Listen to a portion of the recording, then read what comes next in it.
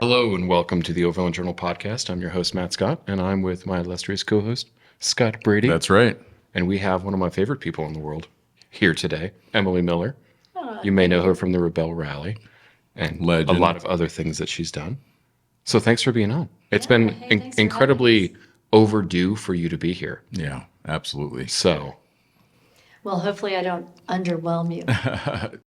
And a special thanks to Warner, home of the Ineos Grenadier and the Mercedes-Benz Van Center Warner. Whether you're traveling through canyon country in your Sprinter or across continents in your Grenadier, Warner has become a trusted stop for serious overlanders. I have personally serviced my quartermaster at Warner and have seen the work they do to their successful Rebelle Rally competition Grenadiers. Matt Scott has experienced Warner too, helping his father-in-law buy a Grenadier from the dealership a few months ago. Warner has become known for supporting travelers in both Grenadiers and Sprinters, whether it's outfitting, maintenance, or helping with complex expedition builds. I have seen their team contribute to the community through sponsoring events, Rebelle Rally teams, vehicle training, and remote technical support.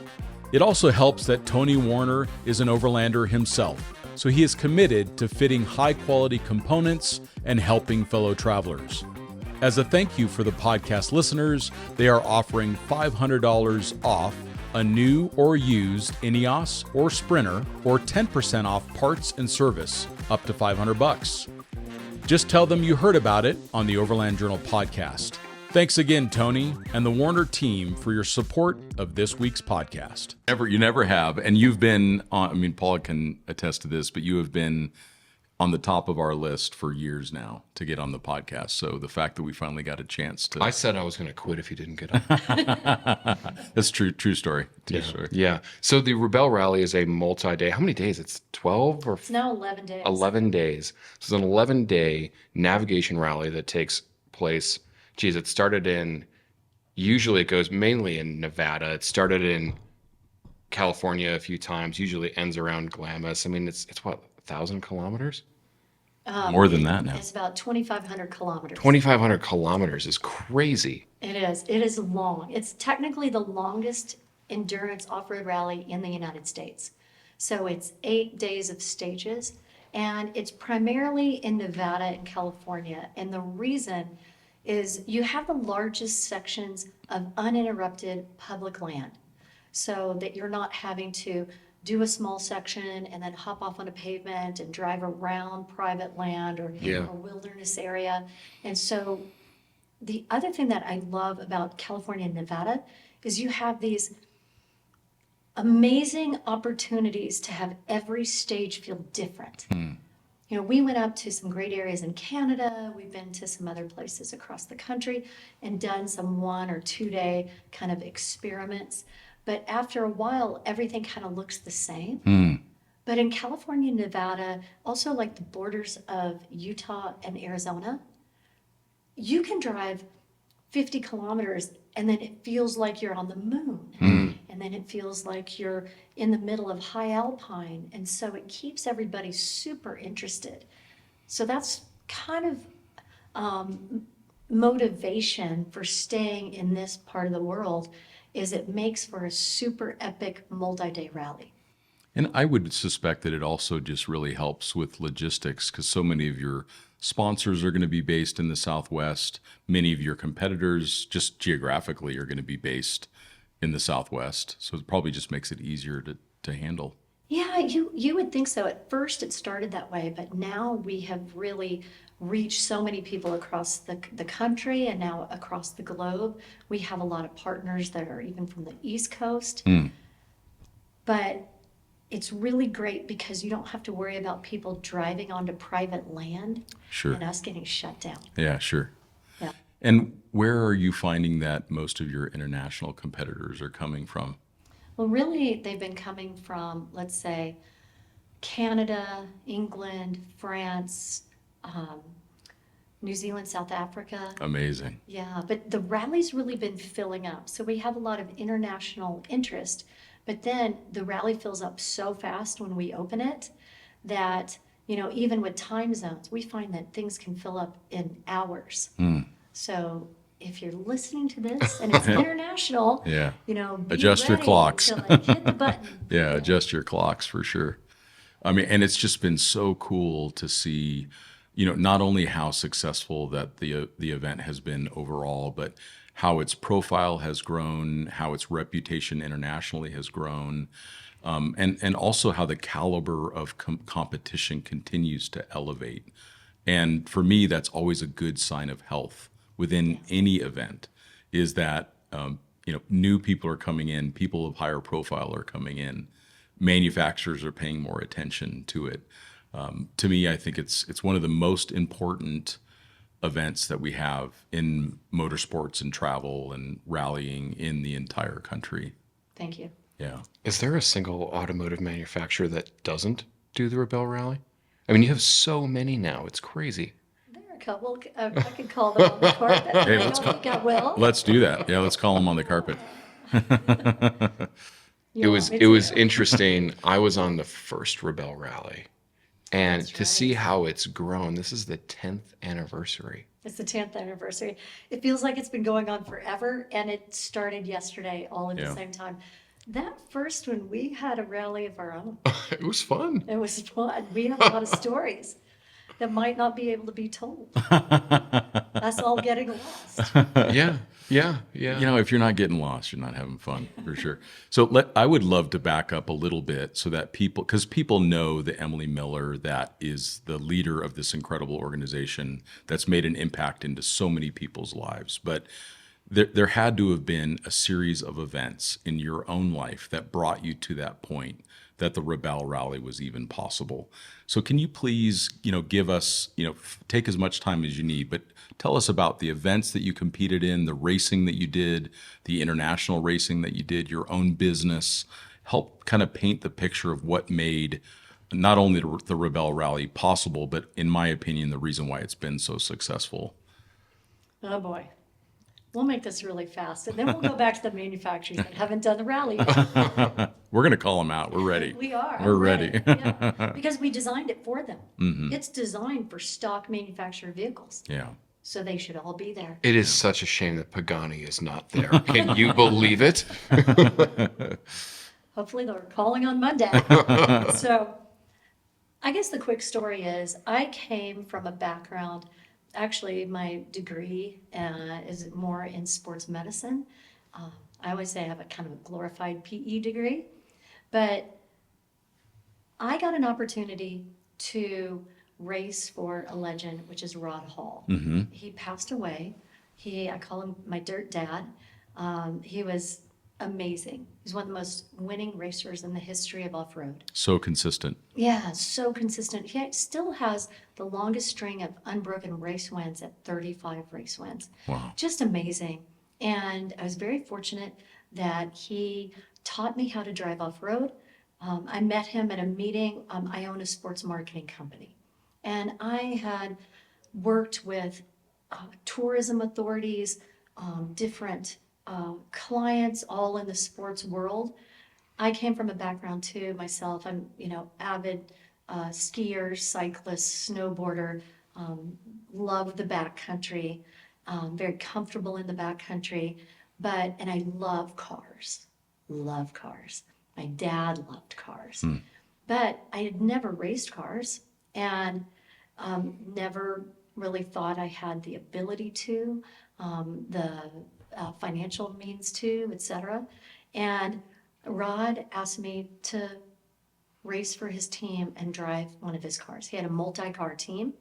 And he said, look, I can teach you how to drive. I can teach you how to race, but you're going to have to learn how to win. But I got to learn from the best. I mean, this is a guy who raced every single Baja 1000 for 50 years. Yeah, that's The crazy. only person who had done that. He knew every rock in the desert. He knew every rock in the desert in California and Nevada, probably Australia. He'd been around the world. And he said, look, the best way to see the world, like really see the world, is from behind the windshield. Because if you have those skills, the skills that you're going to get from racing, you're going to learn patience. I thought he was crazy. What do you mean you're going to learn patience from racing? Like, he said, you're going to learn patience, but you're also going to see things you would have never have seen as just the regular tourist. You're going to go to places, you're going to meet people, you're going to experience cultures in a way you never would have.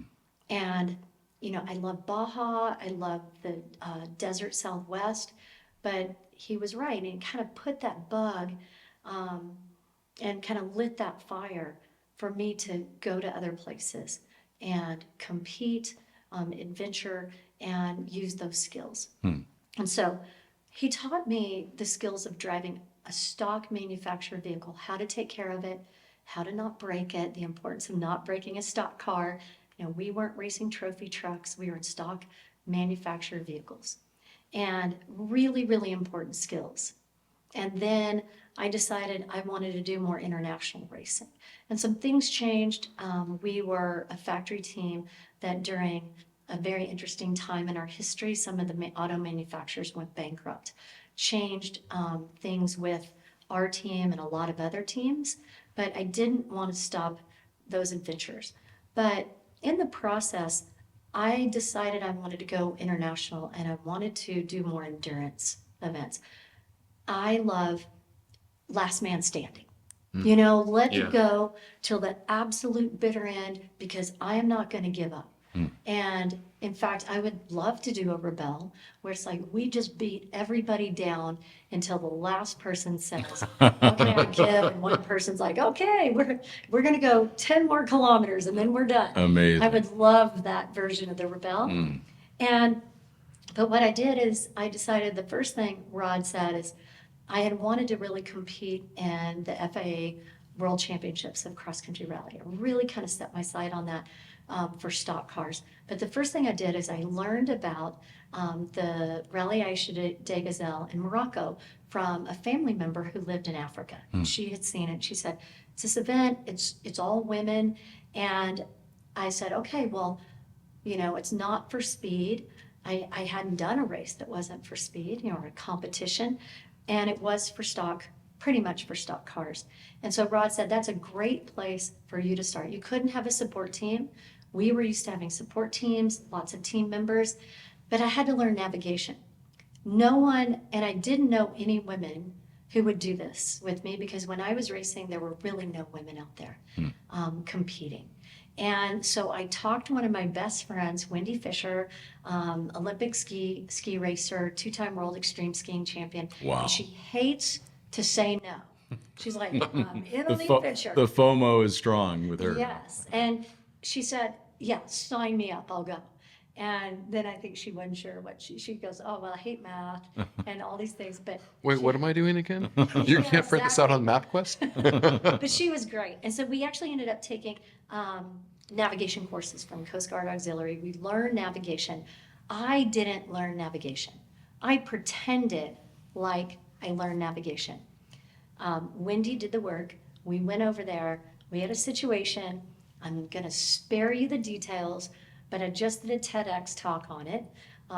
You should definitely listen to it because it's a story of us getting lost on the Algerian border as the sun was going down. And we're still friends. Oh, good. So I really learned the hard way navigation.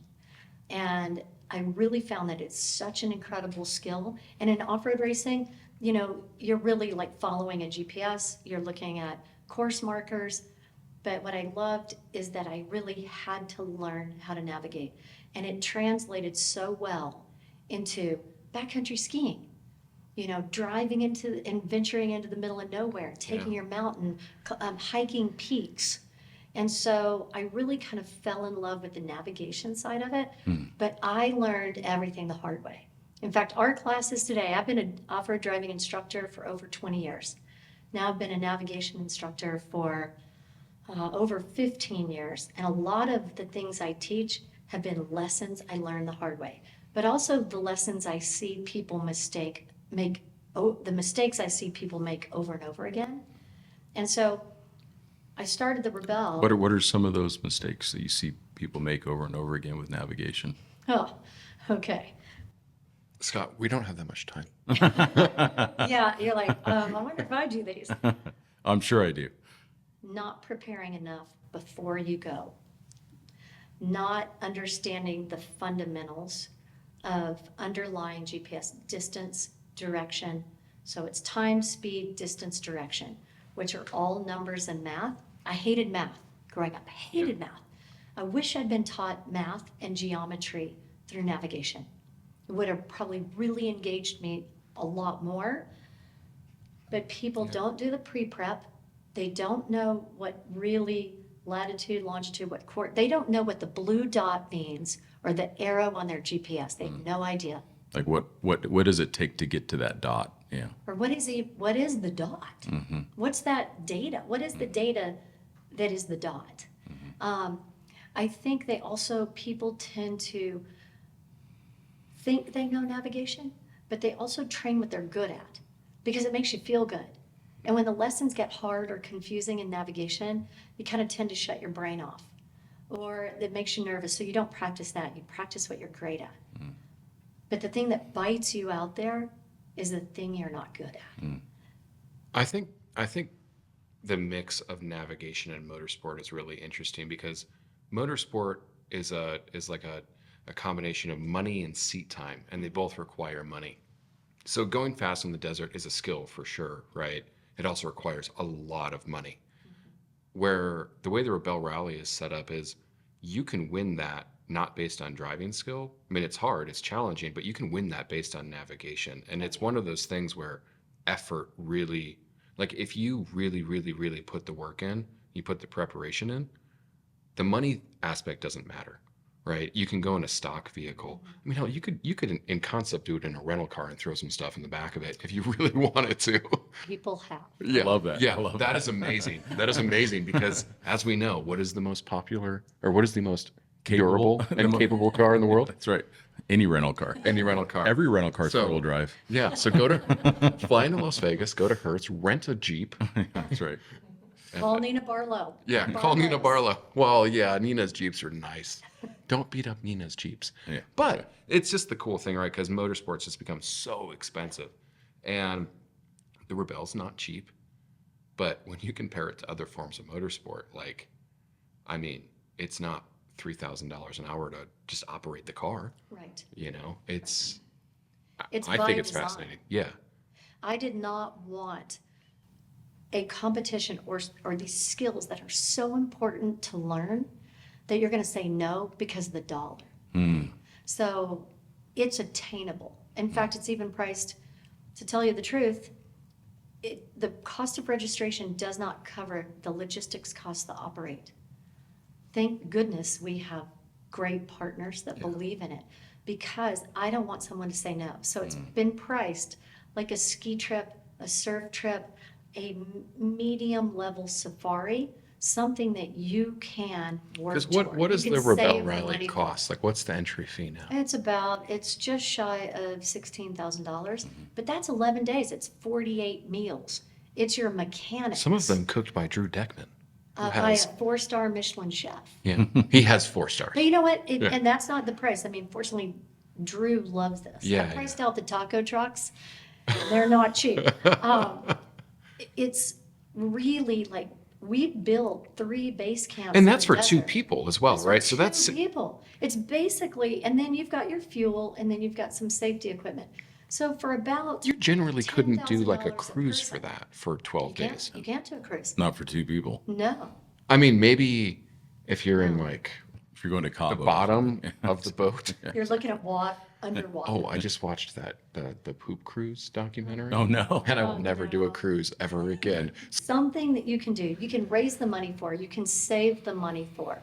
And that was important that you can do it in a stock manufacturer vehicle. You can borrow a sleeping, you don't have to go out and buy new stuff. Everything's going to get destroyed, dirty, torn up, beat up. Go borrow your buddy's sleeping bag. Kind of return it in tatters, you know. But you can do it. And you don't have to have, expensive track time. You're not racing for speed. Now, granted, you're moving down the Oh, trail. yeah. Or else you're not going to get You're there. at Yeah. pre-running speed. It's not a race against the clock, but you're technically competing against the sun. You know, that sun going down. And there is some time elements related to it. There's actually a great thing that you can watch online on YouTube. It's called Dead Reckoning. So if you go to our YouTube channel at Rebelle Rally, look for Dead Reckoning. It's a 5-part series, and it really explains where we are, what we're doing, the format, the outcomes, How cool. and then you'll be sucked in. You'll want to do it. Well, just, I mean, when I was just with you on that Pirelli tire program, just to listen to you speak to the group and the training that you were providing and some of those really key insights. I mean, I'd like to talk about a few of those for the audience. But the one thing that you mentioned earlier from Rod Hall that piqued my interest was what did you find that he taught you on how to win? What were some of those key pieces that he helped you realize your way of winning, like so that to the benefit of the audience? Like, how did you find out how to win? He said, win as slowly as you can. And Yeah. that was really important because you don't need to go out and annihilate the field. Just win as slowly as you can. Even if you're 1 second sooner or you got one more checkpoint. But you need to be patient, you need to be process driven. You need to not live, also that there's a reason the windshield is bigger than the rear view mirror. You make a mistake, you learn quickly from it, you throw it in the back seat, and you move forward. You don't, because if you're sitting there thinking in the past, or I made this mistake, or have this problem, or whatever, you're not thinking about where you are, you're not in the present, and you're not pushing your eyes down the road, whether that's physically or metaphorically. Yeah. And so he was really good about being methodical and having the skills and the tools in the toolkit and knowing how to leave the ego checked at the door. Yeah, he was well known for that. I mean, he was kind of the opposite of the Robbie Gordons of the world. He was about how can I preserve this vehicle to the very end. Yeah. And the fact that he would use some of these vehicles for race after race after race with very few pieces of damage to it. Yeah, he said there are certain skills that I had to learn because if I didn't learn them, he couldn't afford to fix all the things I was going to break. That makes sense. And Chris Walker uses a friend of ours and a friend of the Overland community. He said technique before technology. And it was really about throttle control, line choice, eye placement. Yeah. So you can have all the bells and whistles on your car, but you want to turn them all off. And you want to use those 3 skills and then start adding them as you need them. And so you're going to break your car less. So often, like even in our training programs, we want to teach people first how to drive really well. A lot of times you'll go to some of your first classes is how to recover your vehicle. It's like, first learn how to drive really well. Yeah. Yeah, that was then- kind of Chris's thing that he came on and he's talking about, like, learn how to not get stuck. Yeah, for Yeah. sure. And so then you're not just so reliant of like, that's okay, I can make these mistakes because then I can recover my vehicle, or get unstuck. That technique is so important. And he was so smooth. He also focused on being smooth, smooth throttle, that sound, that feel. He also taught us how to drive with your butt, how to feel the car, so you're not overthinking, but if you're thinking too much, thinking takes time. And the people that got to learn from him are so fortunate. Shelley Hall, Yeah. his granddaughter, she's great at driving a stock manufactured vehicle. That's what she learned on. She took those lessons really well. You don't see her breaking things. It's true. If you don't break and you don't flat a tire, You're probably going to win. yeah, so you can breathe off a little bit. At least, now the technology is so amazing. It's amazing what the cars can do and the drivers. But you're not going to lose time on dumb mistakes. Yeah. So we called him Yoda because he literally always had these words of wisdom and they weren't, you could easily process them. Well, let's break down maybe you talked about line of sight or where your eye line goes to. Let's break that down a little bit for the listener. How can people do a better job of driving with their vision? Oh, yeah. Well, first of all, just take stock of your body posture. Where are your hands? Are your shoulders back on the seat?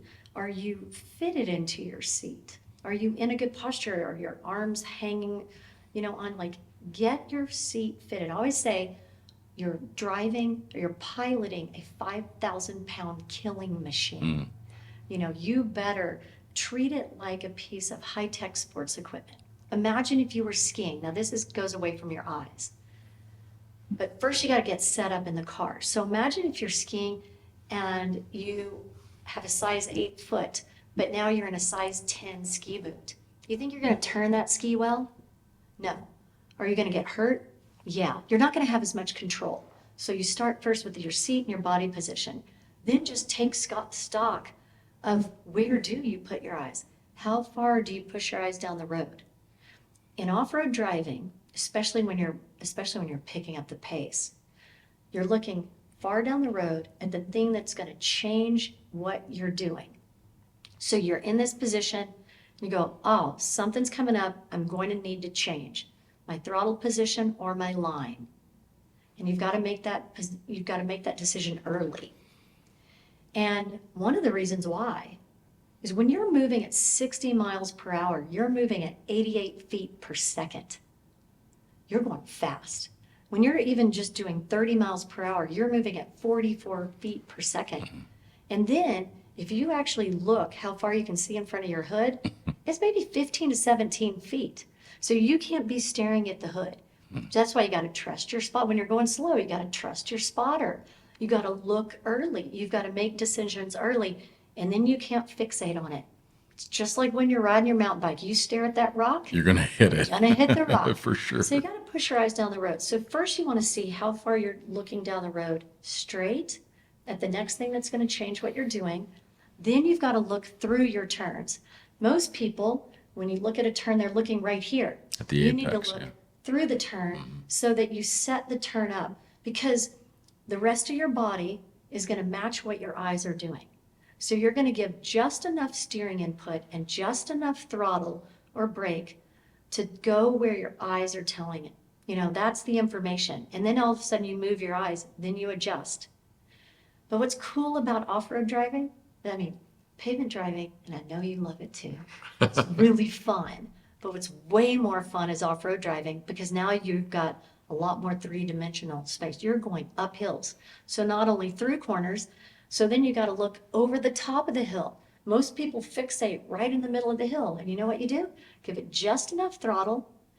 And just to make it to that point, you go, I'm not going there. I'm going here. So the second you readjust your eyes, you then change your throttle position. Well, that's the last place Might you be want too to give late. it more throttle. It And might then be you're too going to late, dig yeah. it down. And then you're staring at the hole that somebody else created right in the middle of that hill.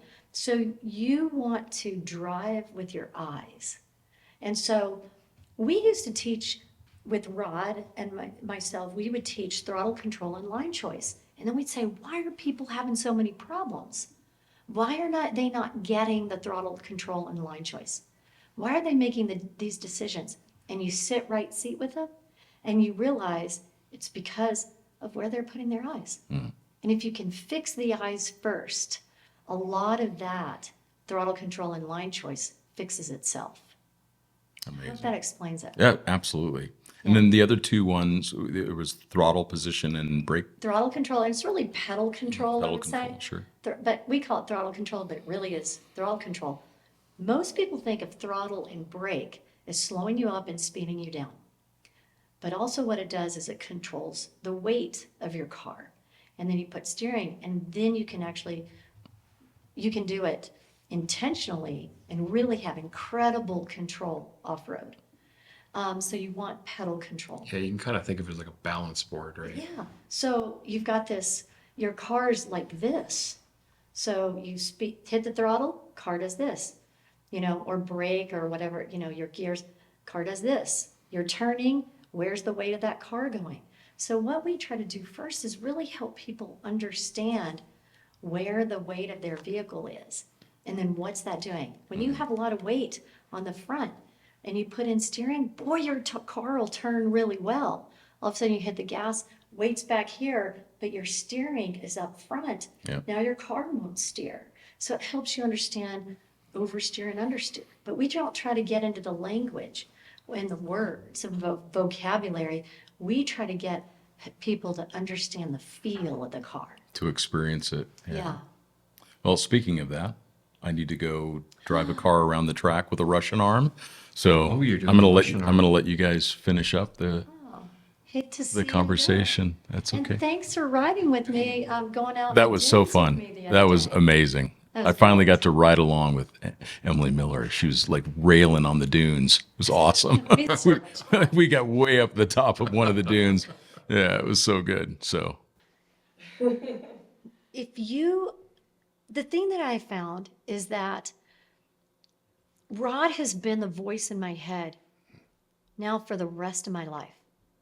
We literally work on throttle control, line choice, eye placement, and then what we call CAR, comfort, accuracy, relaxed, which helps us determine speed or line choice, whether we're doing it right. Are we going the right speed? Do we need to slow down, speed up, change our line? We ask ourselves those things. Is it a comfortable ride? Are we accurate? And I mean dead accurate. Not just like drifting corners, hitting rock stuff, accurate with that car. And then are we relaxed behind the wheel? Are we at one or even just a split second ahead, taking that car where we want to go?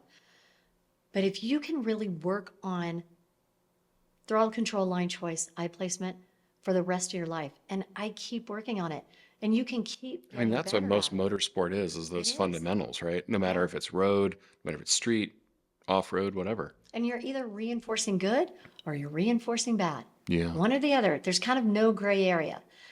And I've worked on it now for the rest of my life, and I keep becoming a better driver. Like so much of it is the eyes though too. Yeah, it's Like from a young age I raced, and my uncle's a pretty well-known racing instructor.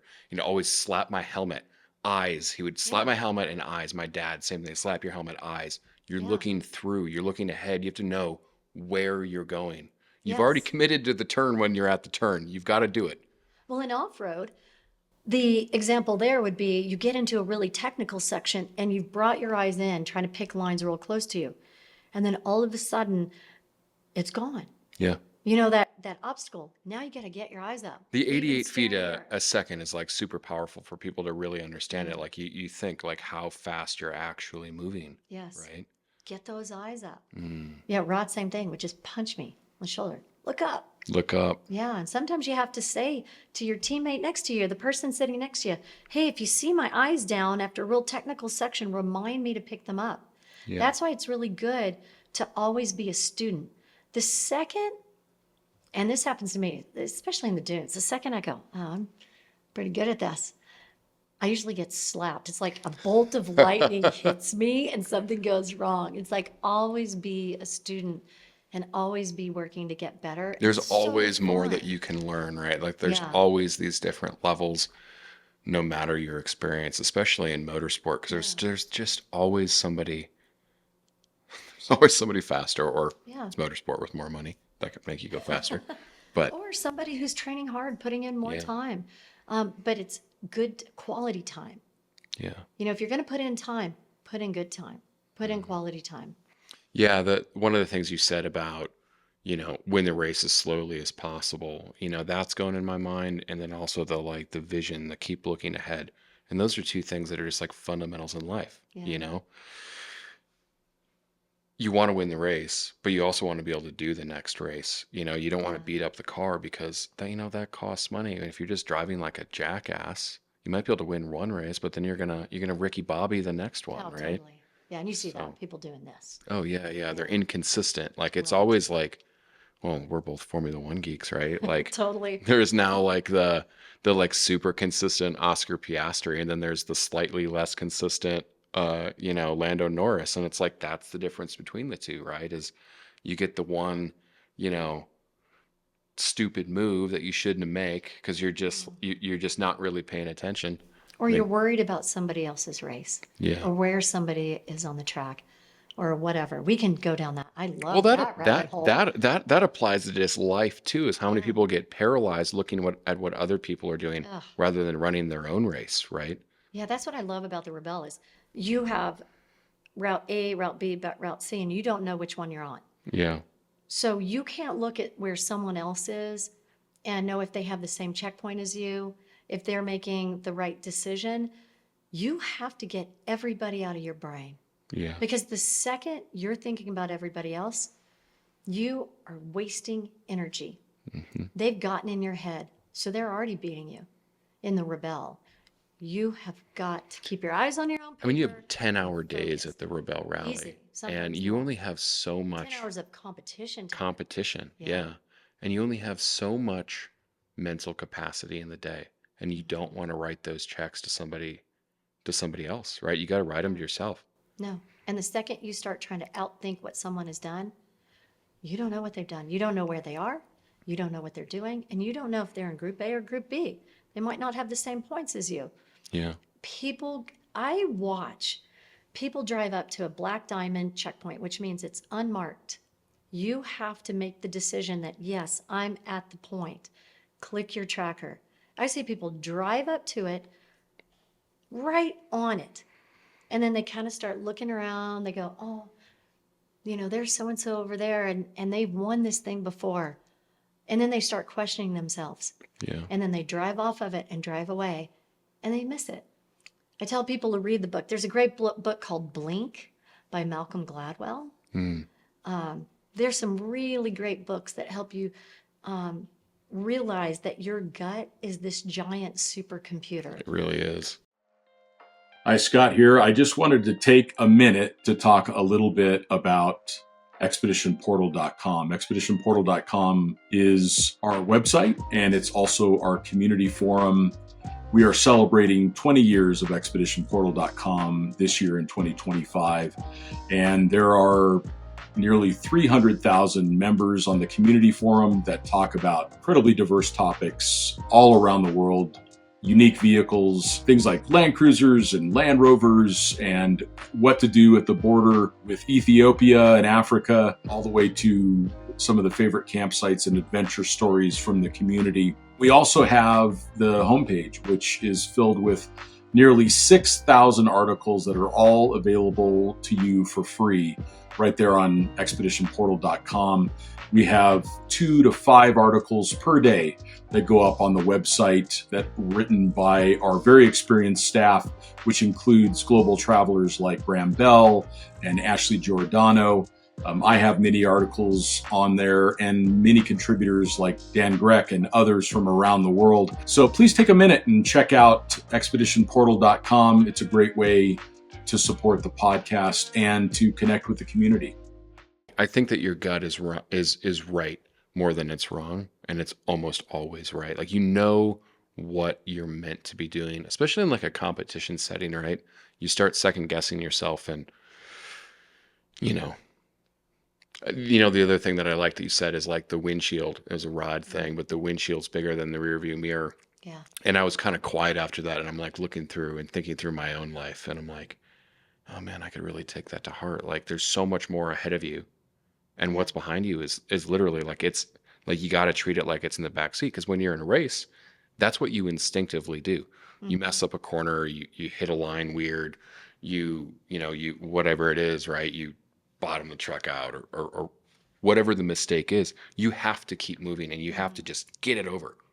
And I think in life, I mean, I'm just sitting here, I'm like, man, there's some things in my own life where I'm like, I need to put that in the rearview mirror and just like keep moving forward. Yeah, move on. It's done. Yeah. You can't change that. Nothing, but it can worry hurt you. about it. Yeah. Yeah. You can dwell on it too much that it kind of paralyzes and stops you. And I hate to say, but I see women do that a lot. They make a mistake, and instead of just saying, oh, I need to learn from it, they feel so bad about it. They dwell on it. They didn't want to make the mistake. Sometimes they'll stop them. It's like, hey, it's just a mistake. And we're very hard on ourselves often, and we judge it as failure. A mistake is a learning opportunity. That is not failure. The one thing I try to get the people that compete in the Rebelle to understand is a mistake is something that you're going to make a mistake every day. It's the way we design the game. And if you look at the format, that's why it's great. It's hard to explain here. Look it up, look at it on YouTube.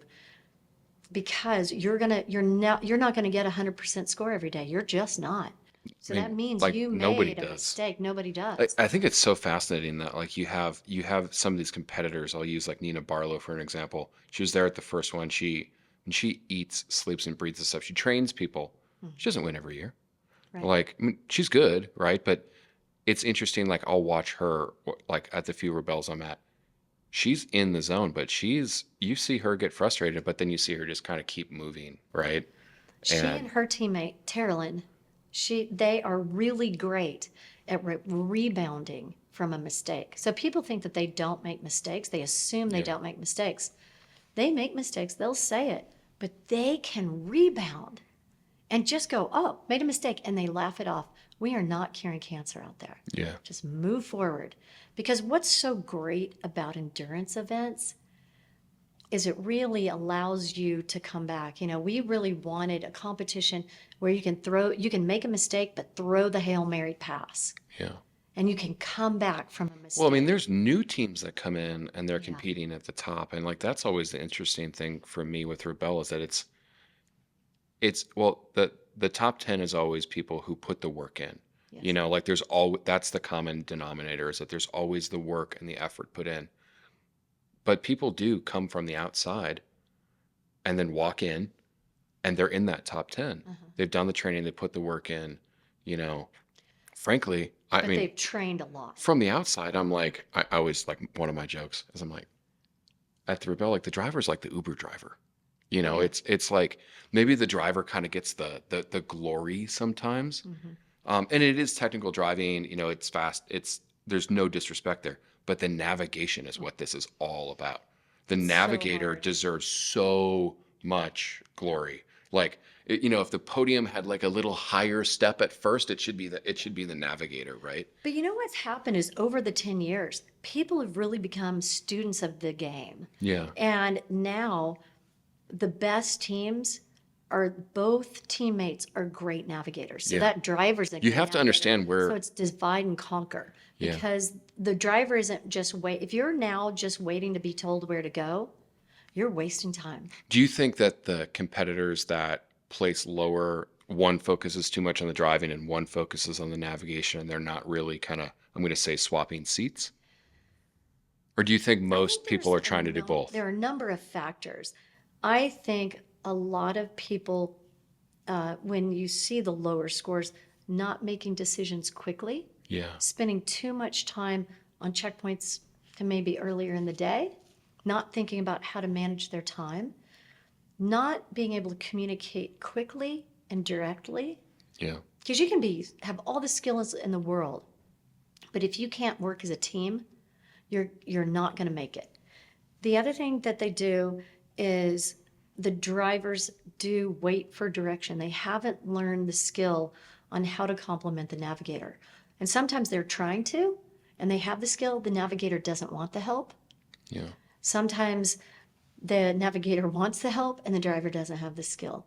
So it's really interesting to watch, but every team's a little different, but they seem to have similar circumstances, you know, in terms of the things that I just described. But I will say that now people come in and they want to win the Rebelle in the first year. But they're Tough. competing, but they've never competed in a motorsport event or maybe never competed in a sports event. So they don't know, they don't have one single start line and one finish line. Someone who's done 10 years of Rebelle has 80 start line experiences and 80 finish line experiences just in the Rebelle. They know how to manage their time. They know the common mistakes. But what happens too is people want to win. And then they go in and they make that first mistake and it devastates them and they They don't can't put it move in the forward. rearview mirror. Yeah, they don't. So you've got to come in with a spirit of learning that they're going to learn the game. So my advice to people, and I think you can take this lesson into any other competition, whether it's motorsport, any competition, and just say every day, don't necessarily focus on the score. What did you learn? What mistakes did you make? Talk about it as a team, and what are you going to apply the next day? Because it's day after day after day. Anybody can do anything for 3 days, 1, 2, 3 days.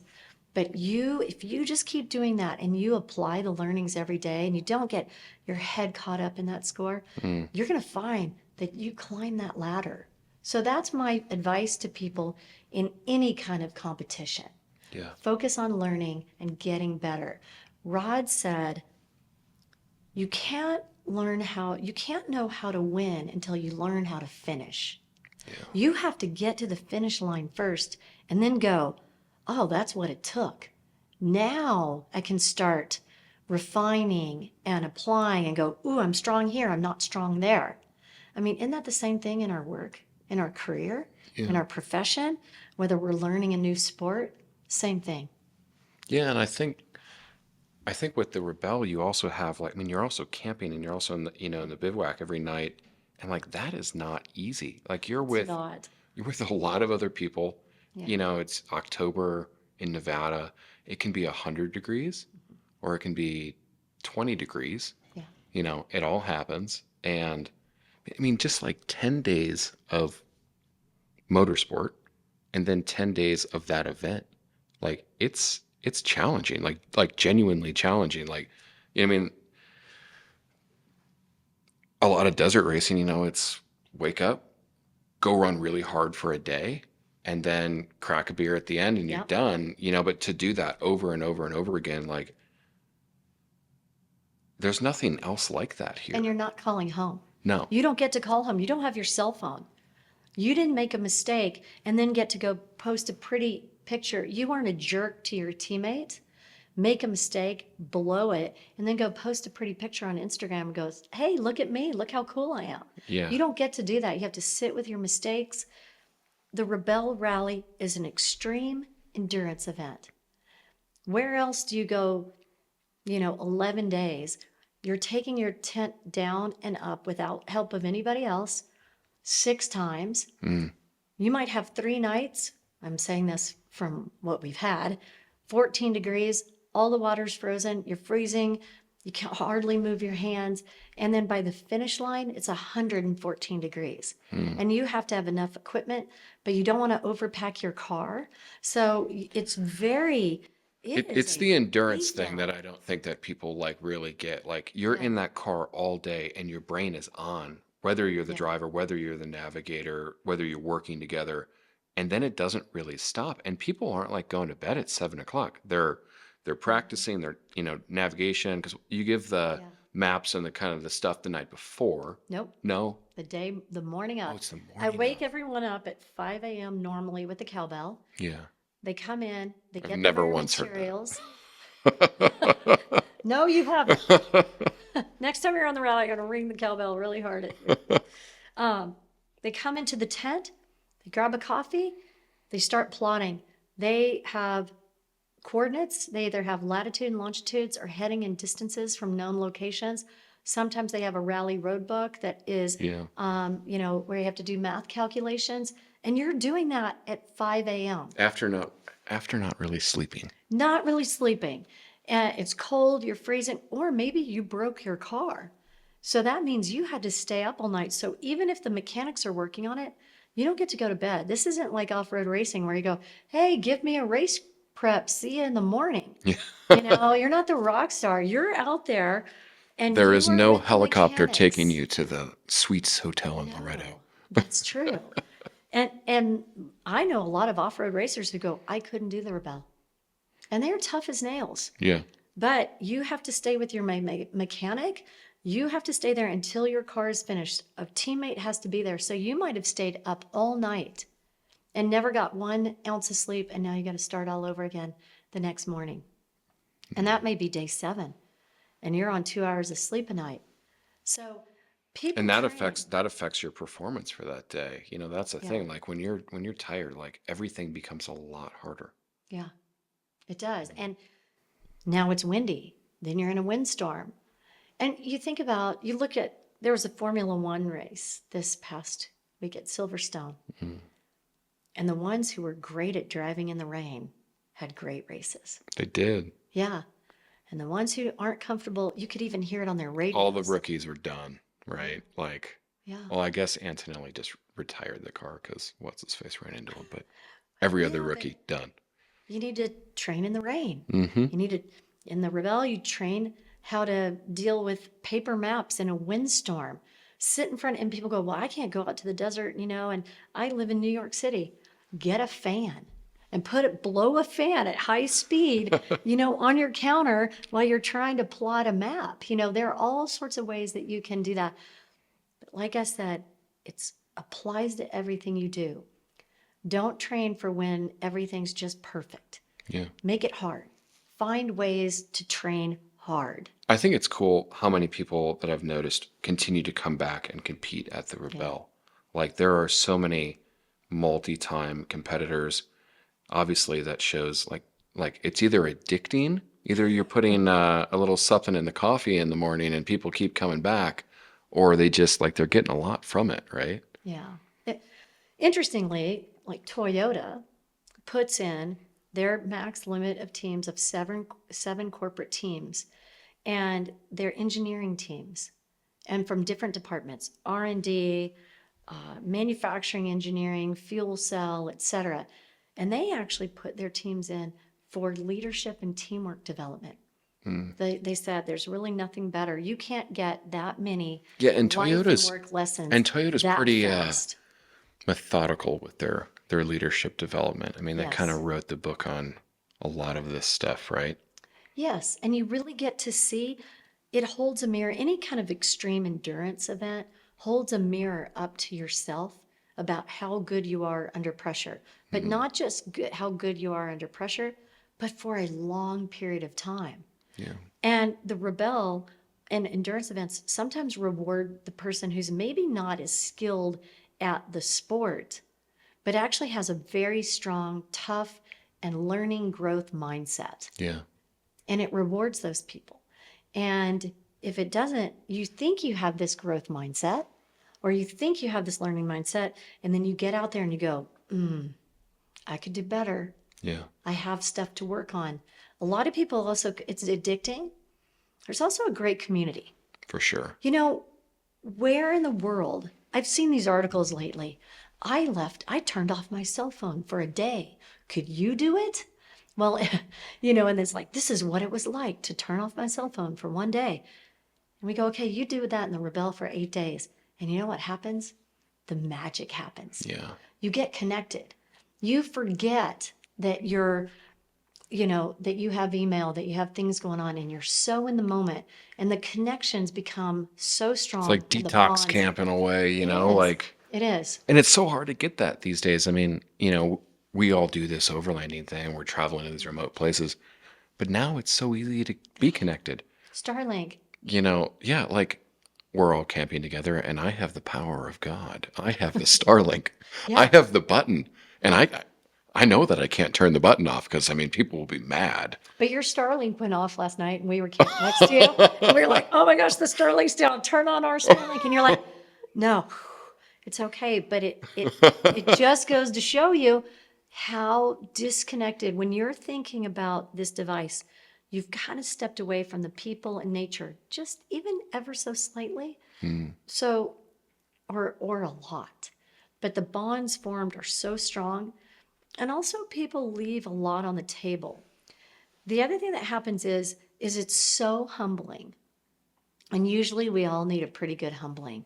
That's why, I came out and I had stopped competing, but in 2019, I kind of quietly went over and said, I'm going to go to this 7-day endurance rally in Africa that I wanted to do. And went over, took a person that works on the rally, trained her to navigate. And I said, let's go do this thing. And because it actually helps me in my relationships, because what it does is it holds that mirror up. So you go, oh, I need to lighten up. I'm putting myself through the same Oh, thing and that I'm putting people through. Yeah. Or you go, this is how I sound when I'm tired and hungry. I sound that way all the time to people around me. Ooh, I need to get in check. I mean, it's kind of that competition also reminds you that you can always get better at something. You can train, you can lighten up, or you can be more intense. And so I have a lot of people come back and say, I need to do the Rebelle. because it makes me better in my relationships. It makes me better at my job. And so, even for people who are listening right now, if you can't go do an endurance rally, go do something that pushes you out of your comfort Yeah. zone. We get older, and when, you think back, when was the last time I really, really pushed myself? And not for a few hours and not for a day, but for 8, 9, 10 days, where I didn't get to go back to these like beautiful creature comforts. And that it will positively impact you if you choose. Yeah, I mean, the world's so easy to be comfortable in these days, Yeah. right? Yeah. And I think that's just one of the cool things with the Rebelle is you can get so many different things out of it. Yeah. You can jump in your first year and you can get a lot out of it. And then you can get more out of it the next year. Like even if your goal isn't to, finishing that race is a considerable accomplishment. If that's your goal, Right. that's amazing. Yeah, but set your goals. I think it's with anything. So you do something and you go back and you do it again. How are you going to do it better? Yeah. Just don't go back and just do it again. And it's okay to. I always just say, it's your movie. But are you going to get better at it? And Are you and going to with having polish so the many edges? days though, that's the cool thing is that you can if you're able to mentally, you put that day behind you. You get another chance tomorrow. Yeah. Like it's not your race isn't over on day one. It's not wait, for most people in motorsport, it's like, okay, oh, I messed up at the San Felipe 250. I've got to wait until the next race in a month or 2 months or something. You get that opportunity to hone that skill, Right. whether that's personal skill, driving skill, whatever it is. You get the opportunity to do it the next day, which is really You rad. get 8 start lines and 8 finish lines. And it may be from anywhere from 10 to 12 and a half hours of competition time. Yeah. Where else do you get 90 to 100 hours of competition at one time? And we're going to make sure you get to that finish line. Yeah. It's actually crazy because like that's the rebuild on like a GT3 Cup, and that rebuild is $50,000. That's 2 transmissions at 40 grand a piece from Bill Rader. Like that is like that's where like the thing is. I know that a lot of people are like, oh, the Rebelle Rally is so expensive. And I'm not trying to say this from like a gilded tower or something, but in the realm of motorsport, it is insane value. Like, Insane. I mean, It's 11 days. And I say, it's if hard you to wanna do. do It's hard to something- do one day of like competitive motorsport for what the Rebelle Rally is. I mean, you're looking at $3,000 in tires. You're looking at $3,000 an hour in operating costs, track time, team time, support, everything. and Everything now has let's say a you're going to cost. be off road. Now you have to send a team of people to go Yeah. down and fuel you, pit you. Yeah. You may be paying a registration fee, but when you actually add up all the It's- costs, it's crazy. We just took all the costs that you would take as a normal team, mashed them all together, and spread the costs out amongst everybody. So it actually brought the cost of fuel. We bring the fuel out there. We bring your pits. We bring the mechanics out there. We build the villages. We built your hotel for you, Yeah. and then we disperse the costs. And so the problem is I don't break them down. I could say, sure, your registration cost is like anything else, it's $5,000. But now you've got to do this, this, this, and this. It would actually add up to be more. Yeah. Well, and you couldn't do that format in a drastically different way, like No. I think part of the magic of that is I mean, I'm going to say the escape, it's like, I remember doing it during COVID and it was like,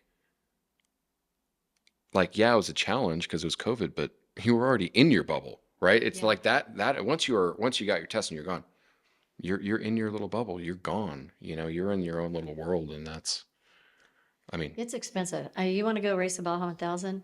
It might be a day, and you spent $50,000. yeah, Pretty easy. And that's for something That's with an pretty- air-cooled Volkswagen motor. yeah, exactly. That is definitely not any kind of unlimited vehicle. Yeah. And so, but there are other things that you can do. So I tell people to, hey, this might not be for you, but we can help you identify, like, what do you want? What's the adventure you're looking for? And we can help you identify it. There's some cool things. The Nomad Rally you can do on your own time, and it's a GPS based based on when you do it, how long you do it, etc. So you could look up the Nomad Rally, definitely going to be a lot more affordable, going to be very different. But the goal of the Rebelle Rally was to create a world-class endurance rally in America, because they go on around the world, but you don't see them here in America. For one thing, they're not easy to pull off. No. They're not easy to permit. And so I think it's important, though, because we take sometimes for granted the terrain we have. Oh, yeah. So in the Overland community, we've seen amazing places, but there's almost nowhere more beautiful than the area between the east side of the Sierras and Mount Whitney and Death Valley. Within Yeah. 100-mile section, the relief and the terrain and topography, the dry lake beds to the high alpine, the highest point in North America to the lowest point in North America, in this one tiny place. Yeah. The terrain It's we crazy. have in America is world class. There should be a world class car rally that celebrates it. And that's how we built Rebelle. And Jimmy Lewis and myself, we go out and we build that course, and it's different every year. Those checkpoints are different every year because we want something epic. Yeah. Yeah. I mean, this isn't just like an event that you plan the week before. Like, this is a year-long. Like, I've watched you for 10 years. This is a full-time commitment for you It is. year-round, whether it's the training, the promotion, setting the course, and then like 2 weeks before the event, they say, nope, you can't do that anymore. And then you have to plan it again. That's been some years. And then Yeah. some years you call me and it's like, oh, well, this washed out, or there's this thing, and now we have to completely change everything. I mean, it's crazy. Like, The storm that hit Burning Man a couple of years ago wiped out the whole middle of our course a month before. That had all been permitted. And then the government decides to shut down on October 1st, 10 days before the rally. Now, they didn't shut down, but it was down. I had to call senators' offices to get them to make sure that our permit was signed in case the government shut down. yeah, I had to stop under a tree and stop laying out course in big sand dunes at 120 degrees and try to get senators' offices on the phone to help us. And you know what? It was great. They did on both sides, on the Democratic side and on the Republican side.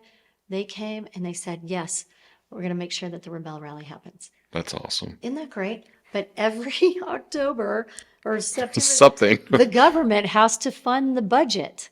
And we're on public land, so it is tedious. It's happened more than once. Have you considered a spring rally?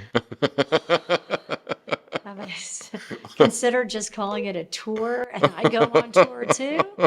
Maybe. It's a labor of love, but what happens is, for all the nightmare and the headache and the risk, I will get a letter from someone that says, I got a huge promotion at work. Because when I came back, my boss told me they didn't realize I was such a badass. Yeah. And they said, well, how did you not know? And so sometimes we don't have these opportunities to really push ourselves and let people see like kind of what we're made of. Because life in a first world country, is different than, and in a third plus world country. So that's what the Rebelle does. It kind of, or these endurance events, or these things that push you, it kind of pushes the reset on perspective. Yeah. And I think everyone needs it, for sure. What's your next big adventure, Matt Scott? I don't know yet. I mean, I do know. It's the Pan Am. And Really? yeah. But we have our very sweet little greyhound at home. And he was doing really bad. So we started making plans. He's doing amazing. So that's a little bit on hold right now. Yeah. But I need to do something that challenges me. Like life's been a little too comfortable lately. Yeah. And like you notice it in like your personality. You want, like, I think certain types of people, they need to be challenged, right? I mean, I'm starting like 2 businesses simultaneously, and there's all the work stuff that I'm doing that's, keeping me busy. But, there's this call for adventure that I think everybody has. And I'm really appreciating these little micro adventures, right? Right. Because the reality is that not everybody can just get on a plane and go to, who knows where, what's it. Right. And it's these little weekend trips that I'm just enjoying so much, but trying to push myself a little bit more and do things a little bit differently, you know. I think it's adventure and challenge. Adventure and challenge gives you a spark. Yeah. And what I see is in the world we tend to live right now in is the spark is not as strong. But I'm seeing people wanting the spark back. And I think challenge does that Yeah. because you get in such a comfort zone. It's easy to have an excuse or to not do something. But I love what you said that you want the little micro challenges Yeah. because not you don't always even have the dollars to go across the globe. Yeah, Or the dollars everything to, is like, so freaking expensive these days, right? or Like, just go find a new trail. yeah. Learn something Mountain new about the biking's been like culture. a new thing for me. Is like I can literally ride from my house and challenge myself and then be back home in an hour or 2 hours. Yeah. And my wife kicks my ass on a mountain bike. So I get to like try and Laura's follow her. amazing. Yeah, she's great, man. But I think it's important because even an hour, don't you notice a difference when you come home Mm. if you took the hour? Yeah. Yeah. It's so easy in life to be, and I don't know about Tiffgate, but it's so easy to be lazy, right? You know, I mean, how much time does everybody spend on their phone these days? Like, I talk to some of my friends, like, oh, what's your screen time? Because Apple will tell you. And I'm not even that bad. But like some people, man, I mean, it's like, you think like, it's almost like sending reels to your friends is Yeah. now like how you communicate to your friends. You gotta just you gotta shut it off sometimes. You only have this one go round. Yeah. That's it. Yep. You have this one trip on this planet. And is that how you want to spend your time? Like just scrolling, doom scrolling? You know, it's amazing when you can just put it down and make a pact. Okay, on Saturdays, I'm going to turn my phone off, and I'm not even going to get in my car. I'm going to get on my bike, or just set a goal to go find something or learn something new. Yeah. Our medical director for the Rebelle Rally, Dr. Kevin Stone, he said that as humans, we should do 4 things every day. We should do something where we learn or exercise our mind. We should exercise our bodies, do something healthy for our bodies. We should laugh. And then we should do something to try to make the world a better place. And if we did those 4 things every day, we'd be so busy, we couldn't get caught up in the BS, you know? Yeah. Because when you're not busy, your mind finds a way to fill itself. Yes. And that's always fun. Yeah. And sometimes that's positive, but sometimes it's not. Mm. You know, we're fortunate. We're in the Overland community. Yeah. People want to get out and explore, and they also want to get out and connect. They want the energy of nature or human, human energy. Well, what's so cool about where we are right now, the big thing is like, it's just a great group of people that are here. Like, that's why I like, they test launched this last year.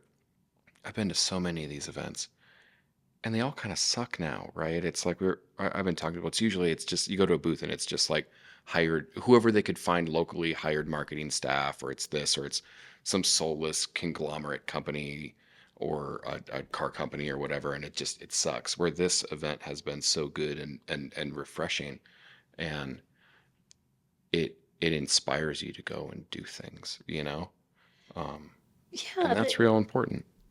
an event like this, what I saw today and yesterday, last night, is there were new people coming into the space. Yeah. And the thing that we need to do, having experience, because it's like a reunion. We get to all see each other. Yeah. Maybe haven't seen each other in a while. We get to camp together. There's no internet out here unless you have a Starlink. So people's phones aren't working and everybody's super connected. But what I love about this community is that people are reaching out and helping draw in the new people. Oh, you're new. Feel free to ask me questions. And that's something that I love about the community is it's, hey, come on in. And I really applaud the people who it really is brave to go into a place where you don't know anyone. You just drove across 2 states. You have no idea what you're getting into, but you just know you want it. It's almost like a pilgrimage Yeah. to get here to this place. And the joy that I saw, and that I've seen here is true joy. Yeah. And I think we all need to experience that. But I think we have a responsibility. And I think, everyone who's listening to this that may have some of these skills, what are you doing to make the overland world a better place? Yeah. Not thinking about how are you monetizing it? How are you getting impressions, whatever? How are you doing? What are you doing to encourage more people to have skills and be safe and to give it a shot? And as Rochelle Croft says, start somewhere. Just start somewhere. It's on us. It really is on our shoulders. And what a fun job. Yeah. I mean, I think that that's something that Rochelle and, the whole Overland collective team has been doing really well, is inspiring people, Yeah. and you've been doing that too. Oh, it's so I mean, fun. think about how many people's life. I mean, I've seen people before Rebelle and after Rebelle, and they're kind of different people. Our producer Paula, for example, she had her Rebelle experience, absolutely loved it. It's just cool. And I'm sure there's a lot of people that would love to thank you for everything that you've done for them. I mean, you've done so much for me. Well, that's sweet. But You've done a lot for me too, and it's been a fun ride. it's been 10 freaking years. It's been 10 years. It's been a wild ride. You know what's fun is last night around the fire, Clay said, I remember going to the first Overland event, and I met 5 people there. It was like Scott Brady, Emily Miller, Brian McFiggers. He named it off and he goes, and they're all here today. Yeah. And we went, we're old. But I remember that it was in Hollister, California. And, Brian and it was Overland Journal at the time. They called and said, hey, will you come teach and present? And we did. Scott and I taught a class. It was really fun. And I remember trying to watch this synchro van go up the advanced technical course. And it was like, oh my gosh. It was so much fun. But that was really one of the first called Overland events. Yeah. And Clay was there. And really we are all still connected. And everybody just needs to know that they're welcomed into this community. For sure. And you start somewhere. And they start somewhere. I remember Rochelle coming into the first class, wanting to go over to Africa and wanting to learn more about driving and navigation. And we went over there together, and we've been great friends ever since. And you just got to start. And it's going to feel really scary to start and to try to be a beginner at something. But boy, if you can have that beginner's mindset, it's also it's very so rewarding. easy to be complacent and to continue doing what you're good at, or continue doing what you know. People train what they're good at. Yeah. They train what they're good at. And they get very prideful at what they're good at. I see it in driving and navigating. And then they don't work, and then they avoid the stuff that they're not good at. You can't do that. You got to be unafraid to dive in on the stuff that you're not good at. Because we all, and the kind of leaders in the space, if we all remind people that we were beginners at some point, if we go out and we go, hey, here's a story. Here's where I really screwed up. Here's a real boneheaded move I did or whatever, and here's what I learned from it. Then it actually kind of helps people go, oh, man, they made that mistake. It's okay if I make a mistake. We talked about that a little bit earlier about, Terlin and Nina, making mistakes, but they rebound really quickly. But sometimes if we can say, we can remember that we didn't spring forth from the womb knowing how to drive a car, we learn those skills. And so I just really encourage the entire Overland community. The better you get at stuff and the more you're skilled, remember where you came from. Yeah. And then pass it Be on. nice. And then pass it on. Yeah, be nice. Yeah. Yeah, you might run into that person at an Overland event. You might need them to pull you out of a Oh, that's the big one. of something somewhere one day. Yeah, yeah. Well, it has been an absolute pleasure having you on. Hey, I always thanks. love the podcasts where I learn something and feel inspired, and this has definitely been one of those. So, just thank you for everything that you've done. I mean, I know that you've just changed so many lives with the Rebelle. I've seen how much work that you put into it. I know how much dedication that you put into it. It's so cool to watch. I can't wait for the 20th. Oh gosh, the 20th. You might have to be driving me around to set the course then. I'll be there. I'll be there. Okay. So, Hey, thanks. of It's course. been a great ride. Yeah. Well, thank you so much for tuning into the Overland Journal podcast. All right. We'll Hey, see you thanks next time. everybody for listening. Yeah. Take care. See you down the road. Am I pressing the